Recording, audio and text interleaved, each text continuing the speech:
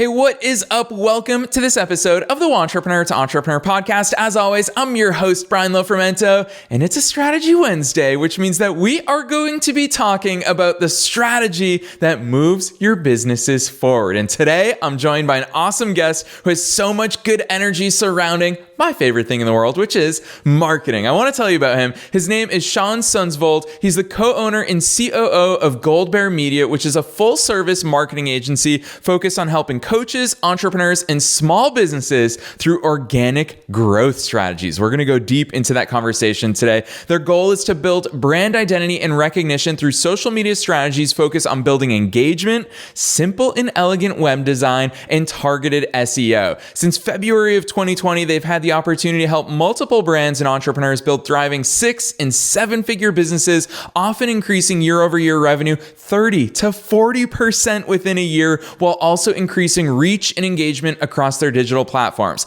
I haven't told Shawn this just yet, but for sure in today's episode, we're going to be talking about that chicken or the egg. What comes first? Reach, engagement? How do we navigate all that? So there's going to be so many important topics that we talk about. I do want to tell you on a personal level, Shawn owns GoldBear Media with his wife and partner Kelly, who herself has over 20 years of experience in marketing. Shawn and Kelly, I respect and admire this so much from two entrepreneurs. They have 4 kids together, ages 19, 18, and 14-year-old twins, so they definitely have a handful, and they managed to do all of it with enthusiasm and a love of business. So I'm not going to say anything else. Let's dive straight into my interview with Shawn Sundsvold.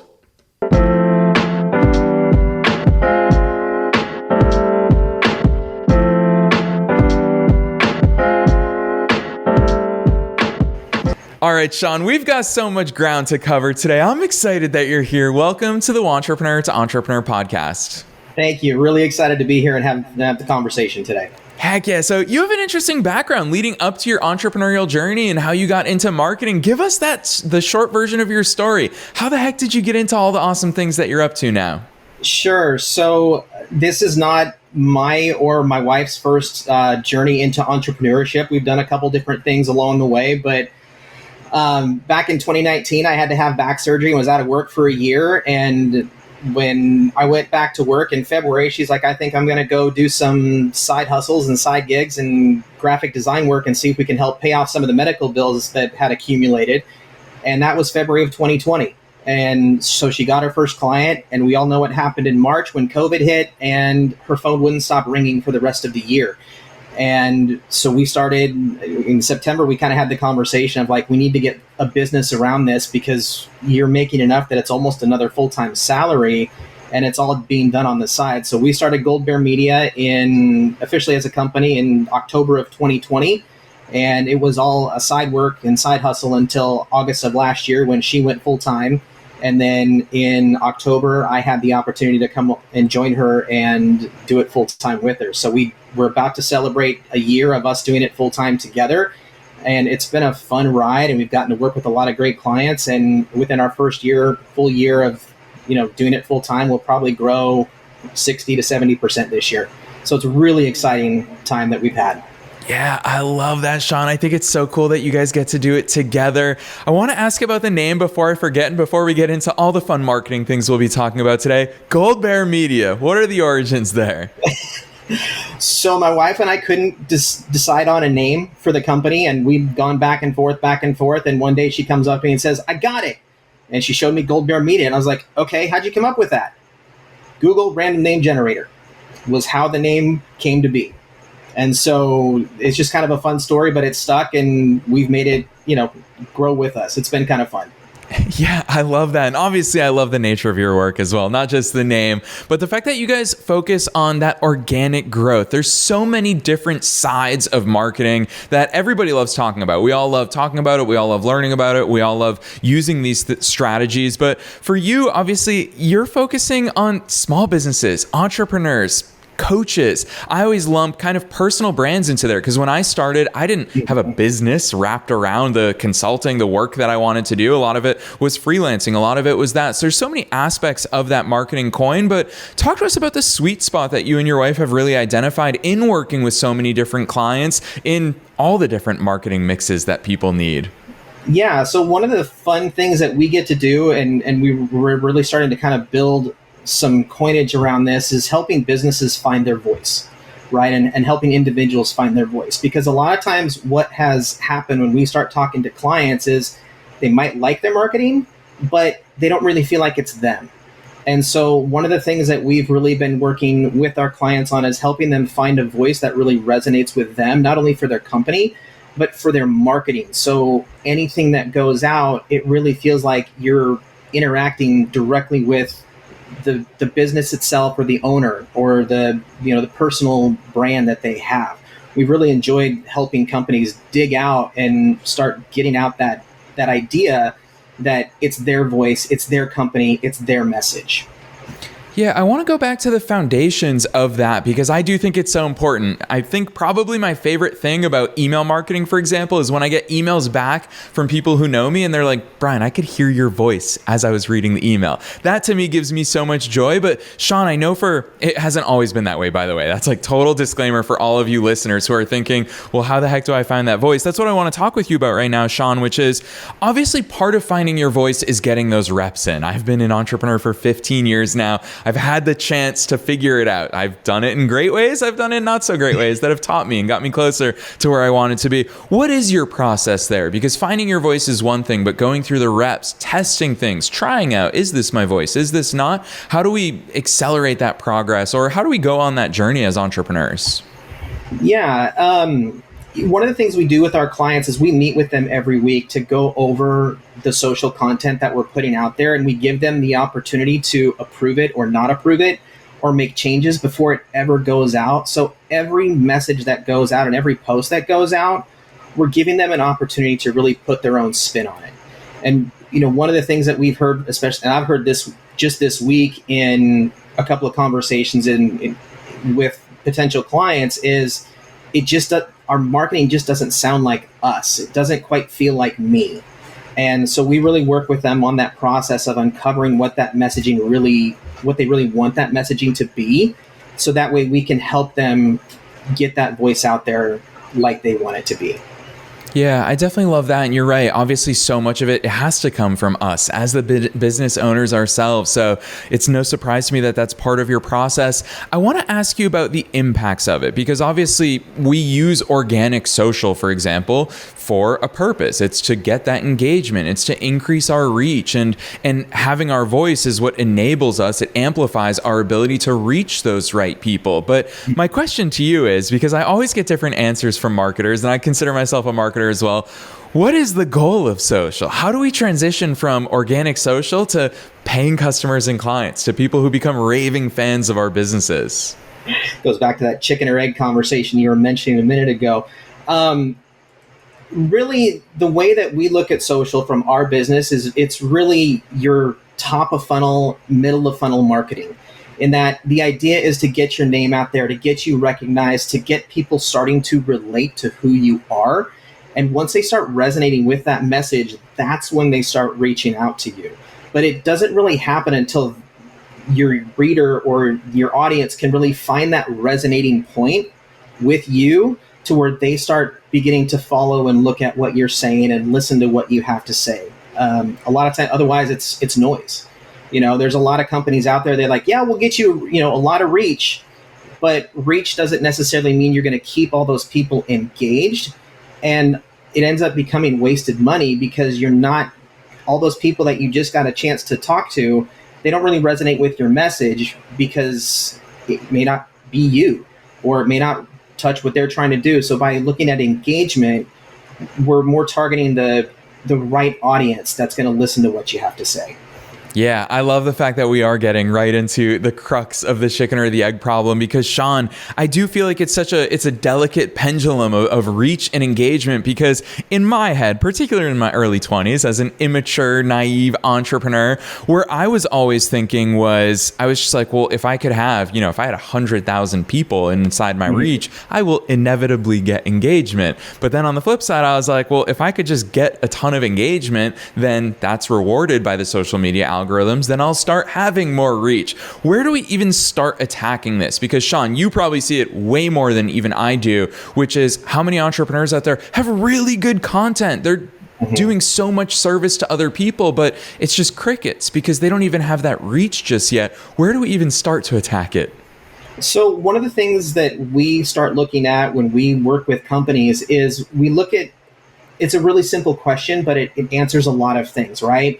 Is your social media and your marketing talking at your audience, or is it talking with your audience? And where the engagement comes is starting to talk with your audience and build that relationship so they can start slowing down long enough to read what you have to say, or to read, a caption, or to look more at a post, or, a carousel of pictures and photos. It really is about building that engagement first, because if you build the engagement, the reach will get there. Because engaged people will share content, they'll talk about it, they'll do a lot more than just look at it and keep scrolling. Yeah, I like that perspective because it also gives us something more actionable that we can focus on. We can focus on creating engaging content. We can't necessarily focus on going from 0 to 100,000 followers overnight. That's a really hard thing to focus on. Shawn, I want to ask you this, because obviously when we talk about organic social and we talk about creating that engaging content, the content is so much at the heart of these efforts. And I always tell people, listen to marketing agency owners because they have insights that most other people don't have, because you're able to pollinate from different industries. And I think there's so much power in that. Give us some examples of the type of content. Because I remember when I started my web design agency back in 2012, when I still lived in Boston, I was like, gosh, what content can I create as a web design agency? Like, what do people want to see? And then I had clients who were lawyers and landscapers. And I was like, what content do we post for these people? Give us some of your insights. What are the types of contents or frameworks or patterns that you've seen work either within industries that we can steal from or across industries? So across any industry, I think the biggest thing is genuine conversation and seeing that particular individual or that particular business engaging in the community, and just taking a moment to stop and interact in the middle of, a busy day. It's like, hey, I just want to get on here for a couple minutes and talk about, this law that I just had to deal with for a client, or, talking about, for example, a real estate agent, talking about a closing meeting that they had, that here's why it went well, here's why it didn't, but they're taking that moment to genuinely give of themselves and give information. And that's really the difference that we see. Yeah, I like that, especially because where my head is going, and especially knowing one thing I didn't tell listeners about you is that you are a self-proclaimed word nerd who loves the art and science of choosing the right word for the right moment. And part of me thinks about how often as entrepreneurs, we worry about the perfect word, the perfect message, the perfect content. What I'm hearing from you is that's totally my style. And it took me a long time to embrace what you just said, which is like, just share with people. Just even if it's a selfie video, just tell people what you're up to. Your energy is going to shine through. Your passion's going to shine through. Talk to us about that balance of maybe the pre-planned, the content that we're used to that's branded, that's on point. People build out these fancy templates in Canva versus the real stuff, Shawn. I know, obviously, I'm biased in where I fall in this debate, but I want to hear your perspective on that. I think the real stuff is a lot harder to share, but people sense that when you get on camera and you start talking about that. Energy comes through on a camera, right? It doesn't matter whether you're on, your social media, whether you're talking to somebody on a FaceTime call, they can pick up your energy in your voice. And so if you're reading something that seems a little bit canned and it's hard for you to get that message out there, it's going to come across that way. Whereas if you're talking from your own heart and experience and wanting to genuinely share information, the vibe and energy that you get on that video is totally different. And so we really always encourage our clients to be nervous and do it anyway, because that's what people are going to see, is that they'll see it as great information. Whereas you're looking at yourself on camera and going, I look ugly, I sound funny. We do a lot of work with our clients to help them get over that. Yeah, it's funny that you mentioned that because it's the one thing I always get from people where they're like, well, obviously it's easy for you to be on camera. You're a podcast host. And I'm like, go back to episode 1. I was so bad in episode 1. It's mind blowing. It really is just those reps. And Shawn, I know that you've experienced this as well. Like you and I, it's fun for us to just be on camera recording this for thousands of people all over the world listening in, but we're just being ourselves. All right, excuse me. I had to clear my throat there. The first time in almost 700 episodes on the air. But Shawn, that's just part of the realness that we're talking about here. But part of where I want to go from here, I don't remember what I was saying before I hit pause. We've never done that in the show's history. But part of where I want to go is talking about the stories, because I know it's part of the way that you work with clients is understanding their stories. We saw it in action in real time from you, actually, talking about when you and your wife started the business together right ahead of the pandemic. Talk to me about where do you see stories? Because I think that's the difference between a lot of really great marketers and people who don't even know how to start doing marketing is the ability to see stories where, quite frankly, I think there are stories everywhere. So I want to hear your thoughts on that. Yeah, like I love people's stories. And even as a kid, like one of my first questions that I used to ask people when they would tell me about hard things they would go through, it's like, how did you get through that? And hearing their story of how they, you know, maybe they got help from somebody, maybe they just bootstrapped it and figured out a way to get through. But those stories are inspiring for people. And one of the things I love about working with business owners is when I meet them, they've got a story of why they're there. They've got a story of why they started their business. They've got a story of what they want their business to do in 5 years. You know, that we all have a story. And so we love to work with our clients on telling that story of where they've been and why a client should choose them over somebody else.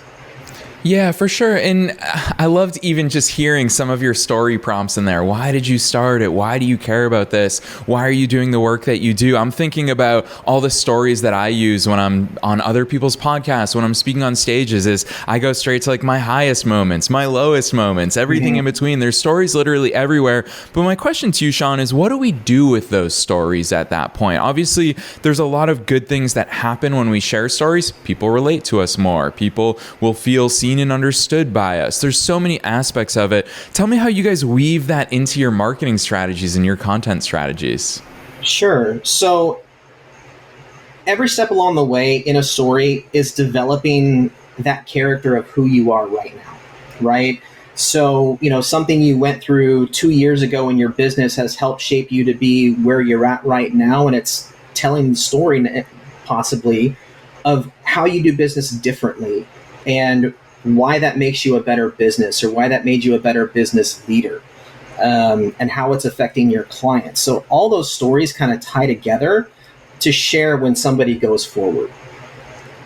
Yeah, Shawn, I'm going to piggyback off this because I'm on your website right now, just looking at your client list, and I love how diverse it is. I mean, just to tell listeners, which we're going to talk about your website because I think every listener should check it out. I love the way that you guys position your business, your services. There's so much good stuff on your website. But when I look at your client list, I'm seeing not-for-profits. I'm seeing the United Church of Christ. I'm seeing, the Baltimore City Chamber of Commerce, governmental agencies. Shawn, across all of those things, what are the synergies that you see? I'm just, from a business perspective, I'm wondering strategically, what is the Baltimore City Chamber of Commerce looking for from social versus what is a transport company looking for from social? What are those strategies that we can piggyback off of in our own businesses that you say, wow, social is a really good vehicle for achieving these things?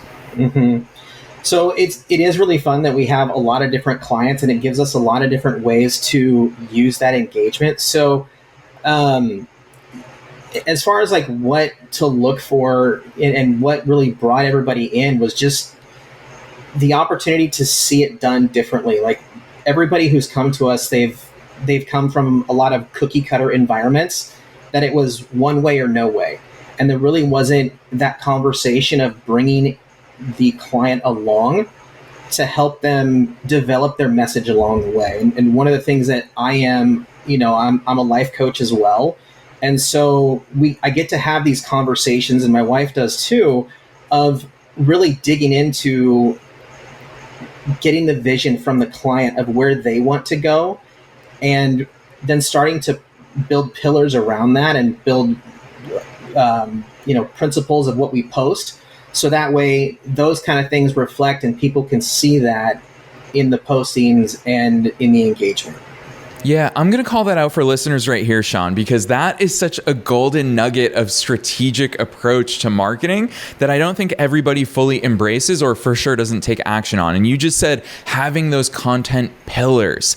That is the guiding thing. So many people always ask me, hey, how do you come up with ideas for podcast episodes? You know, we're almost 700 episodes in, and a lot of it is because we know those pillars. We know the things that our customers, our listeners face. Marketing questions, mindset questions, sales questions, branding questions. We have these content pillars, and anytime we need ideas, anytime we need to come up with new topics, we just turn to our content pillar. So I love the intention behind your strategy there, Shawn. I want to ask you about web design because, and I'll tell you, I get so many emails from listeners saying, Brian, do you know anyone who has affordable web design services? I think it's important because social media is one thing, but when people Google you and try to research you and get to know you to see if they want to do business with you, our websites are a core part of that. Shawn, what lives on a good website? What needs to be on our business websites? So biggest thing is get your messaging right. You know, your website should be designed to lead people to what you want them to do. So, and really focus on maybe just a couple of things per page. So like a home page should then lead somebody to either an about page or your services page. And then your about page should maybe lead to your services page. And your services page should lead to your contact information. You want to use your website to share your message and share your skills, but then push the site user onto the next step and the next step. You want to direct them on where to go. Yeah, and that's especially why I'm going to keep giving shout outs to your website. I think I really love your branding. I think it starts with the name GoldBear Media, but it is exactly that journey that you just talked to us about. I naturally, when I'm on your website, I do read about your about page and the fact that it's a picture of you and Kelly right there together. I can see the owners of the business. I can feel the energy that you both put. You have your story right there. Quote, it was a really scary time for our family. You transparently are sharing that. What mistakes do you see business owners making when it comes to their websites? Because there's so many schools of thought about it. And I'm curious from your perspective, since you guys churn out a lot of awesome websites, what are those things that we tend to get wrong on them? I think the biggest thing is you can't just put up a website and write what you think your business does.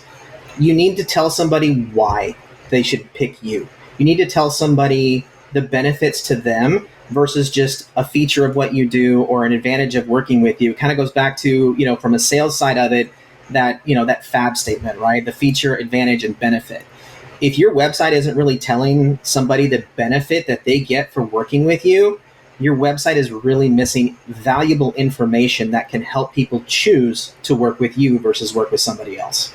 Yeah, that's really good insights, especially because it gives us such a key question to ask ourselves. Whether you have a website already, awesome, you can directly ask yourself this question. Or if you don't have a website, this gives you that sort of journey and goal to adhere to is, if someone read this, what will they understand that I can do for them? It's always that classic marketing analogy, what's in it for me? Or the marketing acronym, WIIFM. I always think about that, what's in it for me?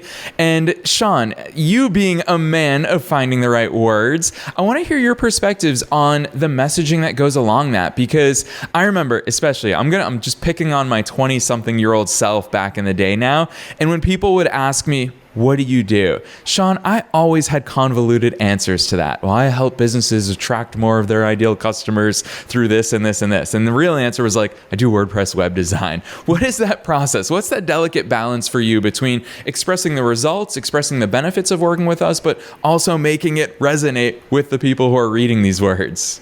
Yeah. I think the biggest thing that I always ask myself when I'm trying to figure out how to word something for a website or a customer, I keep asking myself the question, so what? Right? Like, as a company, I can do X, Y, and Z. So what? How does that help somebody? And if I can't put that into words, I've still got to work on it. One of the things that we really want to do is we help our clients, what we say, find their voice, right? And that can go through a lot of things. It can be their social voice. It can be their voice through what their website does. It can be their voice through email. But really, we work with our companies to help them find their voice so that they can find their audience and grow. Yeah, I love that insights. Shawn, you were not prepped on what I'm about to ask you here today. So listeners know that we never have pre-planned questions here on the show. But one aspect that I think makes you particularly interesting as an entrepreneur and as a marketer is, you already teased it a little bit earlier, you are a certified life coach. I'm super curious to hear, with your life coach hat on, how the principles and the processes and the strategies that you work through as a life coach, how those apply to, I want you to take it in two ways. One, as part of our entrepreneurial journeys, and then two, if it shows up in our marketing, because I'm a firm believer that our lives, they trickle into everything that we do, business, marketing, everything. So with your life coach hat on, what are some of your observations there as part of the entrepreneurial journey and the marketing journey? So from an entrepreneurial journey, being an entrepreneur is tough, right? It's something, it takes a lot of self-discipline and consistency that not everybody, they may not be prepared for, right? And so a lot of time, we've got a couple clients that they're smaller clients with us, but we do a lot of conversations about, what's coming up in your business? How are you prioritizing things? How can we as a marketing company help you prioritize to reach the goals that you currently have in place? But yeah, being an entrepreneur is a lonely journey. And, from a marketing perspective, it kind of piggybacks off of that, of be consistent, right? Like it's easy to say, oh, I want to be an entrepreneur. But if you're not putting in the work every day to make things happen and to make your life change, you're not really going to get there. It's a lot of personal development and personal responsibility that it takes a lot of work to get there. Yeah, really well said. I want to ask you about this. I've actually never asked any of our guests this. Shawn, why is consistency so hard? I'm sure you see it with your clients when it comes to social media. It's very easy to get excited for 30 days and have a 30-day content plan, but very few people are able to sustain that over 6 months, a year, 10 years, and really make a habit and a life out of it. What's so difficult about consistency? So consistency without measuring sticks along the way and seeing how you're doing, I think that's where a lot of people miss the boat, right? In that, if I'm going to be consistent, I need to know what I'm shooting for, but what's been my progress along the way? And I think a lot of people, when they start out, they don't really realize how difficult the journey is going to be. But secondly, they're not really taking time to look at where they started and where they're going and how they're doing in getting there. And that's been really the difference for our business, and especially in the last year. When I came on full time with the business, my wife had started everything, but there were some systems and things that weren't in place about being able to track how are we really doing as a business. And so those were things I started putting in place, of looking at, okay, what's been our social growth the last month? How many meetings did we have? How are we doing on that? Are we getting enough people coming in the door? So we built in those measuring sticks along the way to go, here's where we're being successful, here's where we're not. And when we had successes, we would definitely take the time and pat ourselves on the back and say, great job. But when we missed the boat somewhere, we stopped to go, okay, we've had success here. How can we now change some things to build success over here? Yeah, I love that perspective, especially because the example that I always use with people is the gym. I'm totally on board with you, is that if we start seeing results, then we'd go to the gym every day. If I went to the gym today and all of a sudden, I drastically change, heck yeah, I'm going to go again tomorrow. The problem is when we start doing things and we don't see those results, then it gets discouraging. Then we start getting in our heads. Then Shawn, the life coach, comes in and can help us guide through those things. So I want to ask you this question, Shawn, because I love the fact that you openly acknowledge entrepreneurship's hard, social media is hard, heck, everything in life is hard. Life is hard. And so with that in mind, Shawn, I'm a firm believer that we almost have to build in points of celebration, points of reflection, points of, you call it progress, those measuring sticks along the way. What are some of those things that either you and Kelly like to have in your own business, or what are things you like to implement with clients, so that as we're going on these hard journeys, we can point to that and say, you know what, whether I've made it to, let's say I have a goal of 10,000 followers or not, here are the things that I can look at. Yeah, so I know for us, for our business, when we got started, it was, making sure we went to, a fairly large amount of events when we started, to go start building those connections. And then the next thing we looked at was, what kind of leads are we getting from that? And if we started getting to a point where if we can get to, 3, 4, 5 leads a month, and then we could close 2 of them, that was a point of celebration for us. And one of the things we look at with our clients is building in those points of, maybe we didn't quite get to, increasing your revenue by 10% or whatever the goal was. But if we got to 7%, we look at, okay, what worked, what didn't, how can we make that better for next month? And we really look at the analytics too of, like I said, we focus on engagement. So we're always looking at, did your engagement grow? How much did it grow by? And what has that done for your business? Whether it's, gotten you more leads in the door or something like that. We really try to focus on the wins out of that from that consistency. Yeah, I'm a big fan of that approach. I love that overview, Shawn. It's funny for me having you here on the show today because obviously we're talking about organic social, but the thing that really strikes me about the way that you approach business, at least, and I know it makes sense in your COO role, you and Kelly are so lucky to complement each other in different ways inside of your business. But the thing that stands out to me is how much you view this work as part of strategic business growth, as part of a bigger plan. So I absolutely love your perspectives on this, which means at the end of this episode, I get to give you the hardest job, Shawn. I do in every episode, and that's to throw it to my guests to say, we talked about so many different things here today. We talked about different strategies. We talked about engagement. We talked about the content. We talked about a big theme is finding your voice. What's the action that you hope listeners take from here? If they're sitting here saying, gosh, Shawn, yeah, I view social in a silo. I don't view it as part of this business strategy. I don't view it as finding my voice, using my voice to build that engagement with customers, whether it's past, present, future, who knows who it's going to be, building in those measurement sticks.